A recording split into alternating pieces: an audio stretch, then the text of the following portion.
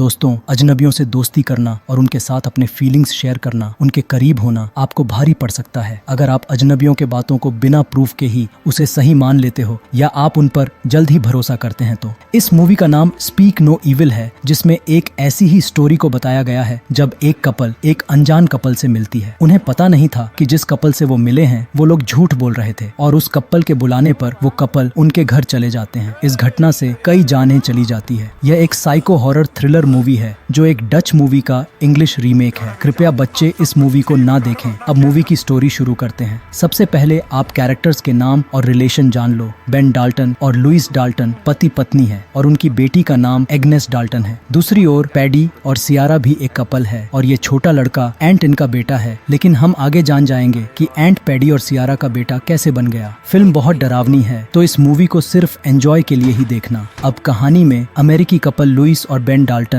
और उनकी टीनेज बेटी एग्नेस इटली में छुट्टियां मनाने पहुंचे। इटली में कुछ दिन बिताने के बाद उनकी मुलाकात मुक्त विचारों वाले ब्रिटिश कपल पैडी और सियारा और उनके बेटे एंट से होती है। एंट बोल नहीं सकता और ना ही उसे ढंग से लिखना पढ़ना आता है। दोनों कपल में दोस्ती हो जाती है और पैडी बताता है कि वो एक डॉक्टर था लेकिन उसने अपनी नौकरी छोड़ दिया है क्योंकि पैडी और सियारा अब एक चैरिटी के लिए काम करते हैं, यानी कि वो लोग एक समाज सेवक हैं। जबकि लुइस और बेन बेरोजगार हैं क्योंकि कंपनी घाटे में जाने से उन्हें नौकरी से निकाला गया था। छुट्टियां बिताने के बाद लुइस और बेन अपने घर लंदन वापस आ गए। घर वापस आने के बाद लुइस और बेन अपनी बेरोजगारी को लेकर बहस करते हैं क्योंकि लुइस ने अपनी नौकरी इसलिए भी छोड़ी थी क्योंकि उसे अपने पति का साथ देना था जो लंदन में रहने की प्लान बना रहा था, और बेन को इस बात का गम था कि उसकी बीवी ने उसके साथ बेवफाई करके पराये मर्द के साथ रात बिताई थी, जिसके लिए लुइस आज भी शर्मिंदा है। इस बीच उनके घर पैडी और सियारा से एक लेटर आता है जिसमें बेन को उनके सुदूर फार्म हाउस में आमंत्रित किया गया था। पहले तो लुइस मना कर देती है क्योंकि वो लोग उन्हें ढंग से जानते तक नहीं थे, जो कि सही फैसला था। लेकिन बेन निराश हो जाता है और उसे बाहर की हवा भी चाहिए थी, जिसके बाद पूरा परिवार जाने का फैसला करता है क्योंकि यह ट्रिप उनकी बेटी के लिए भी ठीक रहता, क्योंकि वो अब बड़ी हो चुकी है लेकिन फिर भी वह एक बन्नी गुड़िया के साथ खेलती रहती है, एक बच्ची की तरह। जबकि उसके माँ बाप उसे एक लड़की बनने पर जोर देते हैं ताकि वो भी अब बड़ों की तरह सोचना समझना सीखे। जब लुइस, बेन और एग्नेस फार्म हाउस में पहुंचे तो उनका जबरदस्त स्वागत किया गया, लेकिन जब वे घर के अंदर गए तो घर बहुत गंदा और पुराना था। एग्नेस को जमीन पर सोना पड़ा। ऊपर से लुइस और बेन का बेडरूम भी बहुत गंदा था। लुइस बेन से कहती है कि उसे यहाँ कुछ ठीक नहीं लग रहा है और बेन उसे समझाता है कि ये लोग गांव में रहते हैं और इन लोगों के पास शहर की तरह सारी फैसिलिटी नहीं होती। जैसे जैसे वे लोग घर पर ज्यादा समय बिताने लगे, वे अजीब घटनाओं और पैडी और सियारा के अजीबों गरीब व्यवहार से घबराने लगते हैं, जिसे सहन कर पाना मुश्किल था क्योंकि वो लोग अपनी अजीब और सन की डरावनी व्यवहार से अपनी हदें पार कर रहे थे। ऊपर से लुइस पैडी और सियारा के एंट के साथ किए जाने वाले आक्रामक व्यवहार से भी परेशान थी क्योंकि वो अपने बेटे एंट के साथ बुरा बर्ताव करते थे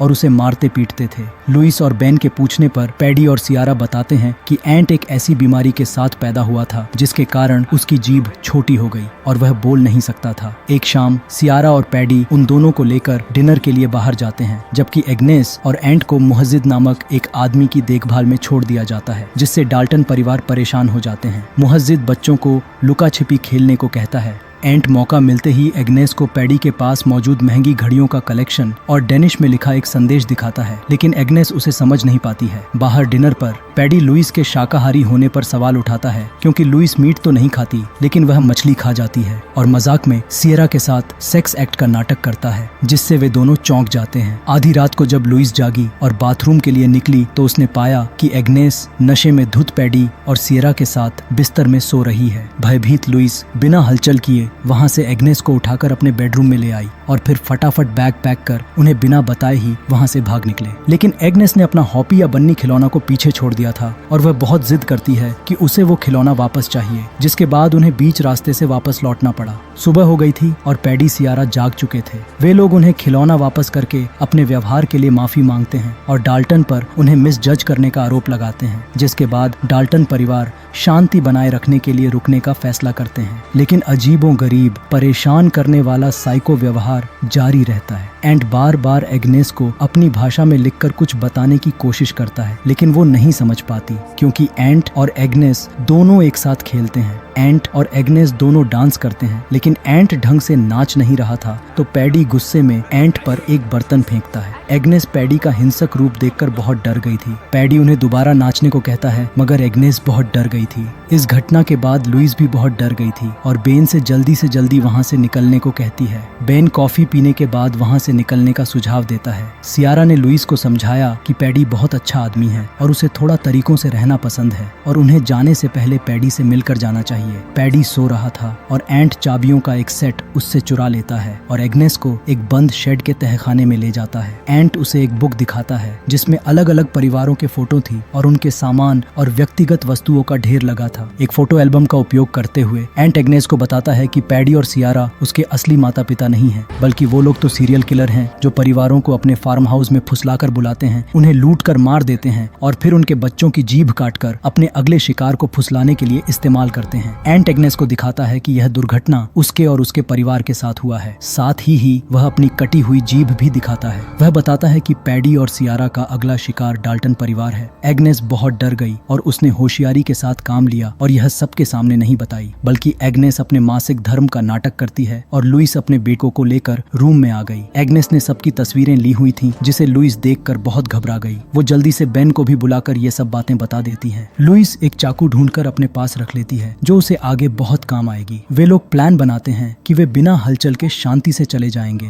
ताकि उन्हें संदेह न हो और एंट को बचाने के लिए वो लोग पुलिस से संपर्क करेंगे। पैडी जब अपने सीक्रेट शेड को देखता है तो वह जान जाता है कि उन्हें पता चल चुका है। जब वे लोग जा रहे थे तो उनके गाड़ी का टायर पंचर हो गया था जो कि सियारा ने किया था। पैडी उनकी कार ठीक करता है और जाने को कहता है। साथ ही वह लुइस से गले मिलकर उसकी खुशबू का मजा भी लेता है। जैसे ही वे लोग जाने वाले थे तो पैडी उन्हें फिर से रोककर एग्नेस की गुड़िया के बारे पूछता है जिसे उसने अपने छत पर छुपाया हुआ था। जब बहुत माथाफोड़ी करने के बाद बेन और उसका परिवार फाइनली जा रहा था तो पीछे पीछे पैडी एंट को, जो तैर नहीं सकता, उसे एक तालाब में फेंक देता है। बेन एंट को बचाने कूद पड़ा और साथ ही सियारा गेट बंद करके लुइस को पकड़ लेती है। बेन एंट को बचा तो लेता है मगर उसका परिवार अब पैडी के बंदूक की नोक पर थी। पैडी जबरदस्ती उनका सारा पैसा अपने बैंक में ट्रांसफर करवाता है, लेकिन पैसा वसूलने के बाद पैडी का इरादा उन्हें जिंदा छोड़ने का बिल्कुल भी नहीं था। तभी हिम्मत दिखाते हुए लुइस सियारा को धक्का देती है और गलती से बंदूक चल पड़ी जो कि पैडी को लगते लगते रह गई। लुइस ने चाकू से पैडी का चेहरा काट दिया और सभी घर अंदर छिप गए। कुछ देर बाद पैडी का पार्टनर माइक भी मदद के लिए आ गया। अब पैडी, सियारा और उनके साथी माइक परिवार की तलाश करते हैं। माइक बेन का गला घोंटकर मारने वाला था और पीछे से लुइस माइक को मार देती है। वो लोग प्लान बनाते हैं कि उन्हें छत से छुपकर भागना चाहिए। जब वे छत पर थे तो उसी वक्त सियारा उन्हें ढूंढकर हमला करती है, लेकिन छत की दीवार पर छिपी लुइस उसे धक्का देकर मार देती है। जैसे ही पूरा परिवार भाग रहा था तो पैडी एग्नेस को पकड़ लेता है, लेकिन एग्नेस पैडी को उसी का केटामाइन का इंजेक्शन, जिसे उसने उसी से चुराया था, एक सिरिंज इंजेक्ट करती है जिससे वह पैरालाइज हो जाता है। अब वे लोग जाने वाले ही थे कि एंट उन यातनाओं को याद करते हुए गुस्से में मानसिक रूप से टूटते हुए उसे ईंट से पीट कर मार डालता है। लुइस का परिवार और एंट फार्म हाउस छोड़ देते हैं। इस तरह लुइस और बेन अपनी बेटी एग्नेस के साथ साथ एंट की जान को भी बचा लेते हैं।